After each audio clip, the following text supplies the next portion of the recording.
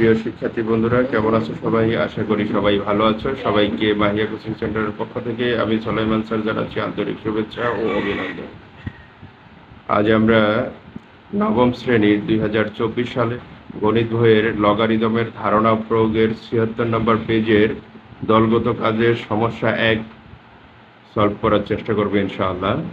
সমস্যা 1, 1885 সালের 14 জুলাই মানিকগঞ্জে যে ভয়াবহ ভূমিকম্প সংঘটিত হয়, রিক্টার স্কেলে তার মাত্রা হচ্ছে 7 পয়েন্ট রেকর্ড করা হয়। 2023 সালের 27 জুলাই রাঙ্গামাটির বরকর উপজেলায় যে ভূমিকম্প সংঘটিত হয়, রিক্টার স্কেলে তার মাত্রা 5.1 রেকর্ড করা হয়। মানিকগঞ্জের ভূমিকম্প রাঙ্গামাটির ভূমিকম্পের চেয়ে কত গুণ বেশি শক্তিশালী? I1 হচ্ছে পূর্বের ভূমিকম্পের তীব্রতা, অর্থাৎ মানিকগঞ্জের ভূমিকম্প, আর I2 হচ্ছে পরবর্তী ভূমিকম্পের তীব্রতা, যেটা হচ্ছে রাঙ্গামাটির বরকলের ভূমিকম্প, আর S হচ্ছে আদর্শ ভূমিকম্পের তীব্রতা। আমরা জানি ভূমিকম্পের মাত্রা হচ্ছে R সমান log 10 I/S। পূর্বের ভূমিকম্পের মাত্রা হচ্ছে এখানে দেওয়া আছে 7, তাহলে 7 ইকুয়াল হচ্ছে log 10 I/S, অর্থাৎ আমরা যদি লগটাকে সূচকে নিয়ে নিই তাহলে আমাদের আনসার হবে I1/S সমান হচ্ছে 10 টু দি পাওয়ার 7। এটাকে আমরা 1 নং সমীকরণ দিই। আবার পরবর্তী ভূমিকম্পের মাত্রা, এখন পরবর্তী ভূমিকম্পের মাত্রা এখানে বইয়ের মধ্যে দেওয়া আছে 5.1, তাহলে এটা সমান আমরা লিখতে পারি log 10 I2/S, অর্থাৎ I2/S এটাকে আবার যদি সূচকে নিয়ে নেই তাহলে এই 5.1 এটা হচ্ছে 10 এর উপরে সূচক আকারে লেখা যায় এভাবে 10 টু দি পাওয়ার 5.1।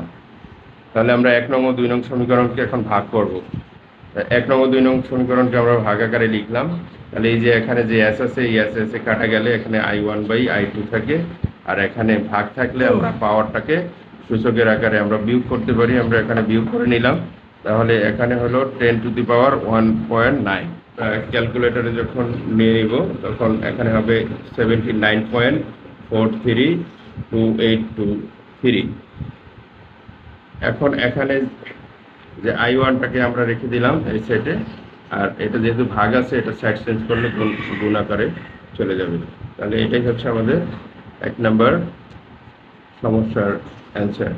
অর্থাৎ এখানে মানিকগঞ্জের ভূমিকম্পের চেয়ে রাঙ্গামাটির ভূমিকম্পের কত গুণ বেশি শক্তিশালী ছিল। তাহলে আমরা এখানে লিখতে পারি মানিকগঞ্জের ভূমিকম্পটি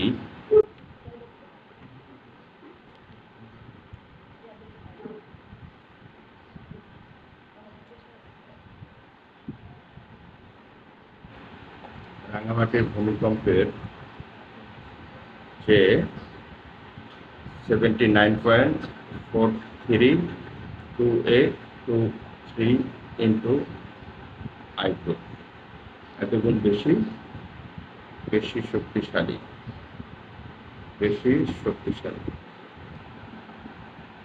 অঙ্ক আশা করি তোমরা সকলেই খুব সুন্দরভাবে বুঝতে পেরেছো।